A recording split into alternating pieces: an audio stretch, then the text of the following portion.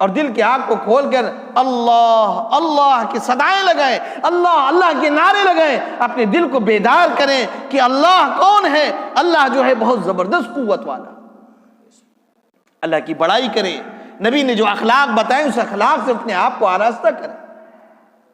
तो ये जो बीमारियां बतलाई जा रही हैं, ये क्यों बतलाई जा रही हैं? इस वजह से कि हम इससे बचने वाले हैं। और अगर ये अखलाक से हम नहीं बच रहे हैं, ये बीमारियां हमारे अंदर परब नहीं है, ये रूह की जो है कैंसर है जो इबादतों को भी मलियामेट करने के लिए तैयार है। हम नहीं कह रहे, नबी कह रहे हैं। अल्लाह के नबी सल्लल्लाहु अलैहि वसल्लम ने एक शख्स को देखा कि खाने काबा पकड़कर रो रहा है। अल्लाह के नबी सल्लल्लाहु अलैहि वसल्लम ने उसे फरमाया कि शख्स तू क्यों रो रहा? उसने कहा मेरा जुर्म बहुत अजीम है और मैं अपने रब से मैं दुआ कर रहा हूं कि रब्बे करीम मुझे आप माफ कर दीजिए। अल्लाह के नबी सल्लल्लाहु अलैहि वसल्लम ने फरमाया तेरा गुनाह क्या है, बयान तो कर। तो उसने कहा कि मेरा गुनाह बहुत बड़ा है, मैं अपने गुनाह को बयान नहीं कर सकता। अल्लाह के नबी सल्लल्लाहु अलैहि वसल्लम ने फरमाया तेरा गुनाह बड़ा है या जमीन बड़ी है? तो उसने कहा मेरा गुनाह बड़ा है। फिर अल्लाह के नबी सल्लल्लाहु अलैहि वसल्लम ने फरमाया उससे कि अच्छा ये बता तेरा गुनाह बड़ा है या कि आसमान? उसने कहा कि मेरा गुनाह बड़ा है। फिर अल्लाह के नबी सल्लल्लाहु अलैहि वसल्लम ने फरमाया तेरा गुनाह बड़ा है या कि जो है अर्श आज़म? उसने कहा कि अर्श आज़म से भी बड़ा मेरा गुनाह। अल्लाह के नबी सल्लल्लाहु अलैहि वसल्लम ने फिर इरशाद फरमाया तेरा गुनाह बड़ा है कि अल्लाह? उसने कहा अल्लाह बड़ा। अल्लाह के नबी सल्लल्लाहु अलैहि वसल्लम ने फरमाया कि जब अल्लाह बड़ा है तो अपने गुनाह को बयान कर मुझसे। तो उसने अपने गुनाह को बयान किया और क्या कहा? उसने कहा कि अल्लाह ने बेशुमार दौलतें मुझे दे रखी। जब कोई फकीर और जरूरतमंद मेरी तरफ आता है तो मैं देखकर जल भुन जाता हूं कि एक आग आ रही है, कहीं मुझे जलाकर खाकिस्तान न कर दे, यानी मैं कंजूस आदमी। अल्लाह के नबी सल्लल्लाहु अलैहि वसल्लम ने फरमाया कि रुकने यमानी और मकाम इब्राहिम पर खड़े होकर तुम 1000 बरस तक अगर तुम रोते रहो और दुआएं करते रहो और तेरे आंसुओं से जो है जमीन सैराब हो जाए और उससे दरख्त उगाए, और फरमाया कि अगर तू इसी बुग़्ल की हालत में मरेगा तो तू जहन्नमी होगा, तू जहन्नमी होगा। हम इसको मामूली समझते, बखीलीपन कर रहे हैं, साथी जा रहे हैं उसमें भी अपना लोट घसोट मचाए हुए हैं, उनका तरफ ज्यादा निकाल दिया अपनी तरफ। अरे फराग दिली से काम लो, सारा जो उधर आ रहा है अपनी तरफ बढ़कर उस बात को लेने वाले। हर चीज के अंदर अगर आप देखेंगे हम कुरान करीम के पढ़ने में बखीली करते। कौन तिलावत करता है भाई? बच्चा रकात नमाज पढ़े भाग गए, और जैसे लगता है कि पता नहीं कहां जेल में आए थे वो निकले भाग लिए। कुरान पाक की तिलावतें, उसकी अजमतें हमारे दिल में क्यों नहीं बैठ रही? उसके तर्जुमे हम नहीं देखते।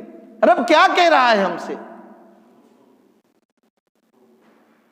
तो कुरान करीम की तिलावत में भी बखीली हो रही, आका सल्लल्लाहु अलैहि वसल्लम पर दरूद पढ़ने में भी बखीली हो रही, आप सल्लल्लाहु अलैहि वसल्लम की सुन्नतें जो नमाज में अदा करने में उसमें भी बखीली हो रही। एक एक चीजों में बुखल हो रहा है।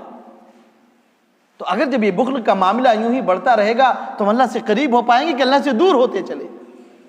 अल्लाह से दूर ही होंगे।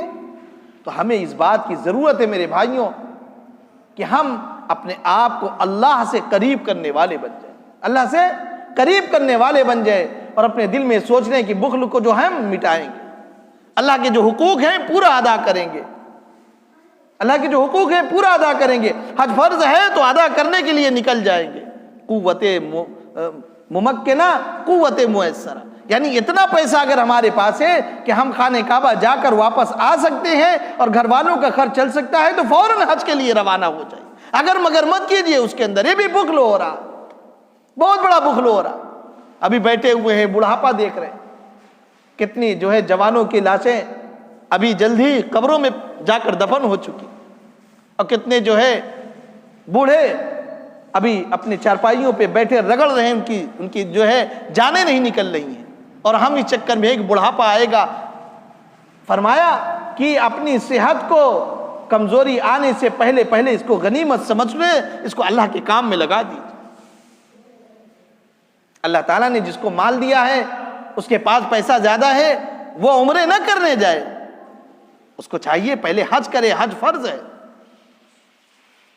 अब हमारे यहाँ एक रिवाज चल गया, हज पे हज हो रहा। एक बुजुर्ग थे, वो एक साहब जा रहे थे हज करने, कहा हजरत हज करने जा रहे? अच्छा। कहा कि अच्छा, जिसके घर जा रहे उससे कुछ जान पहचाने, बस यूं ही चल दिए। बस वो समझ गए। उन्होंने कहा हजरत मैं 1 साल आपके पास कयाम करूंगा, कम से कम हमारा कुछ ताल्लुक तो उनसे कायम करा दीजिए। हाँ, तो फिर उसके बाद जब गए, खाने काबा नहीं देखे, फिर कुछ और देखा है। तो पता चला कि हम तो सीख के भी नहीं जा रहे हैं, बस धड़ल्ले से पहुंचते चले जा रहे हैं। अपनी ख्वाहिशात को बना लिया है, बस पैसा आया है ये करना है। सुन लीजिए, दीन के किसी भी बड़े से बड़े काम में अलावा फराइज को छोड़ के लंबा पैसा खर्चा करने से अफजल है, बल्कि मैं कह रहा हूं कि उससे ज्यादा जो है फर्ज आयन है।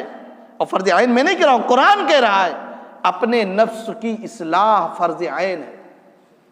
अगर इस्लाह की फर्ज आयन न होता तो ये बुग़्ल की जो नेमत है, ये बुग़्ल जैसी जो है खबीस गंदी चीजें हैं हमारे अंदर जो आ रही है, अल्लाह के नबी क्यों कहते हैं कि ये जो बखील जहन्नम से करीब हो रहा, अल्लाह से दूर हो रहा, जन्नत से दूर हो रहा।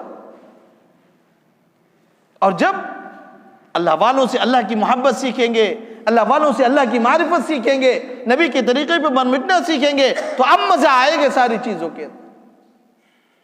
अब एक अल्लाह कहेंगे तो दिल की कैफियत बदल जाएगी। तो हमें इस बात की तरफ तवज्जो देना है कि हमारा किसी न किसी अल्लाह वाले से ताल्लुक होना चाहिए। हमारे एक दोस्त हैं, आज हमारे पास फ़ोन किए, तो उनके यहाँ बच्चा पैदा हुआ, तो उन्होंने मुझसे कहा क्या नाम रखे? तो चंद नाम मैंने बताया, तो उन्होंने पहला नाम मैंने हुज़ैफ़ा कहा, तो उन्होंने कहा यही जहन में था। हमने दूसरा कहा अबू ज़र का, ये भी मेरे जहन में था। तो उन्होंने कहा एक नाम और मेरे जहन में था। हमने कहा वो क्या? कहें मुआविया। हमने कहा रखे क्यों नहीं? कहे एक साहब जो है पढ़े लिखे हैं, बस पढ़े लिखे हम लोगों जैसे, बस यही समझ लीजिए पढ़े लिखे हैं। कहा उन्होंने कहा कि नहीं असल में यजीद के अब्बा थे। हमने कहा अजीब हाल है यार।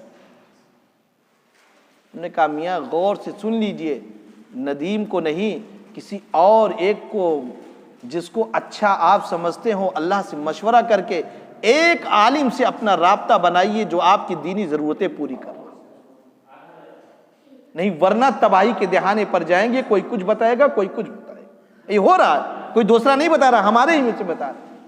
क्यों? बेतहकीकी बातें उड़ा रहे। तो इस बात की जरूरत है कि हम अच्छे से अच्छा वकील हमारे घर का होता है, अच्छे से अच्छा डॉक्टर हमारे घर का होता है, अच्छे से अच्छा जो है जानकार सलाहकार को हम इस्तेमाल करते हैं। और दीन के मामले में जिससे चाह पूछ लिया, कहा किससे पूछे? कहा अमीर साहब बताएं। एक मसला ऐसा आया और इसी बात बता दिया, कहा अमीर साहब बताए। हमने कहा लो ये यार, कहा तुम उनके ऊपर ले जाके ठोक दिए।